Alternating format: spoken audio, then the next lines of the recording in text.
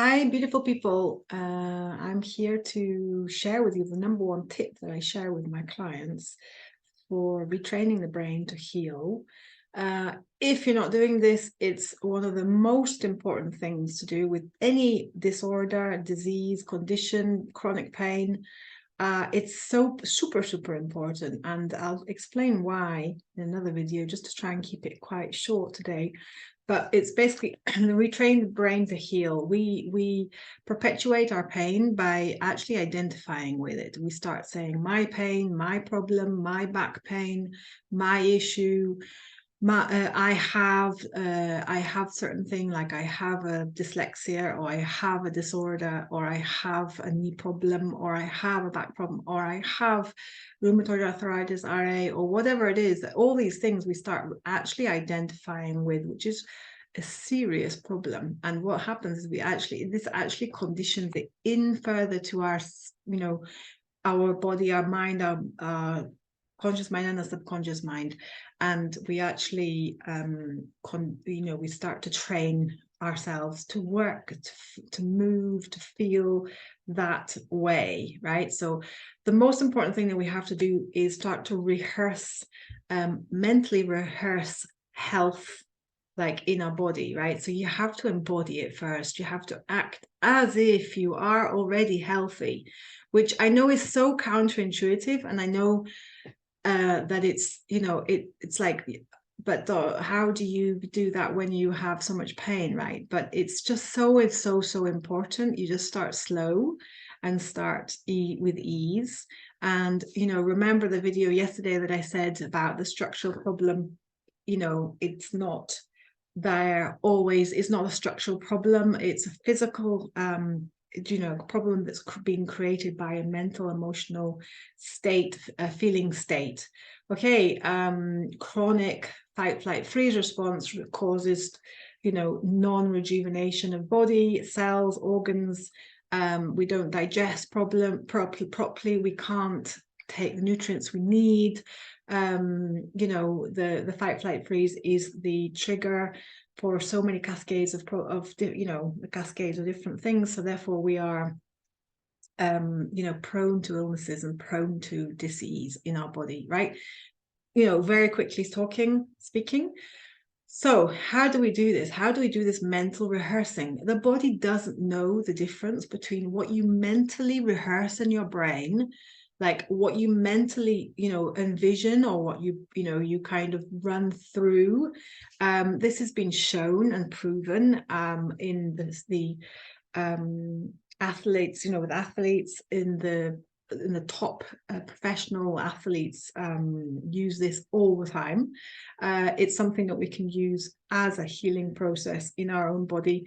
And Joe Dispenza talks about it, Bruce Lipton talks about it, all the health gurus like now who are using mind-body connection integration techniques are using it. Holistic health healers are using it. So please do incorporate it into your life, and to realize that this is a really vital part of your healing process. You are unwittingly, of course, perpetuating the pain by thinking, feeling,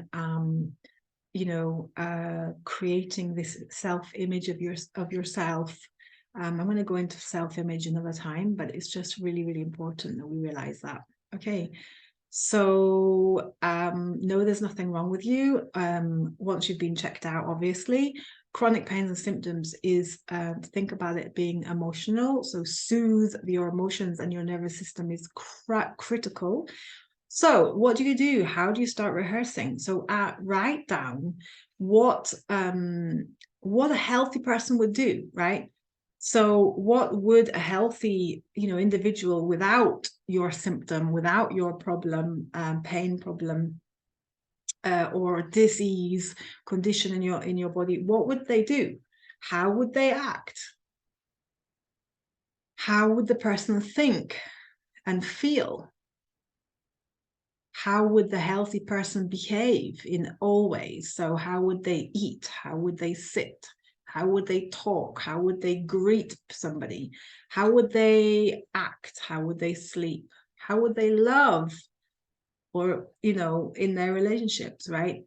So these are really, really critical. And when you start to do this, you know, just you can write them down. You can write it down first, so you can start to really act as if you are already healed, right? So acting as if, you know, creates neural networks in the body. And these are the neural networks that we want to create to uncondition or retrain the brain into a healthy state, right?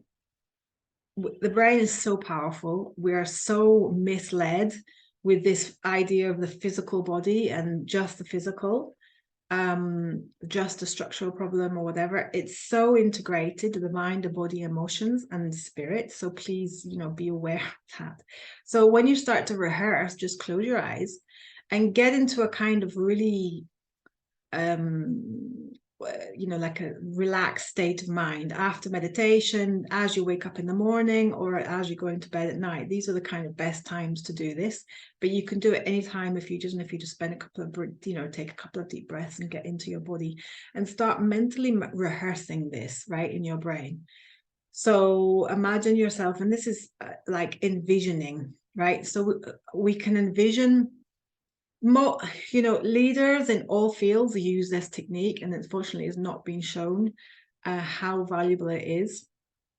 So close your eyes, get into a relaxed state, and start to imagine yourself in your perfect health, and start think you know, how would you feel, how would you be sitting, all these things, right? These are the mental rehearsals, but also the senses. Get into the senses. So imagine what you would be feeling.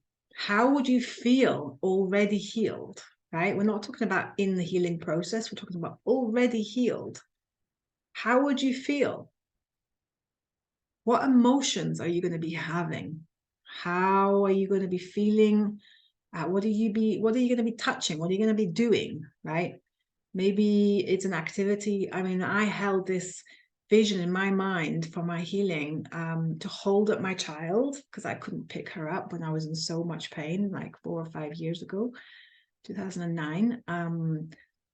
She was a toddler at the time, and I couldn't pick her up. So my vision, what, you know, that I knew that was going to be the top activity, right, was to actually pick her up and twirl her around and see the laughter on her face and hear the sound of her laughter, and, you know, be in a beautiful place so that we can do that. You know, I was on the beach usually, and so I could hear and I could feel the feet, you know, the sand under my feet, or bare feet in the garden. I mean, you can change it around. It doesn't have to be the same thing, but just write it down initially so you can have that vision and just work on that. And so the sight, you know, what do you see? What do you hear? What you're feeling, like the touch sensations, right? Holding your child, or the activity that you just desperately want to do, right? You know, something that really, really creates a deep desire inside of you, and this deep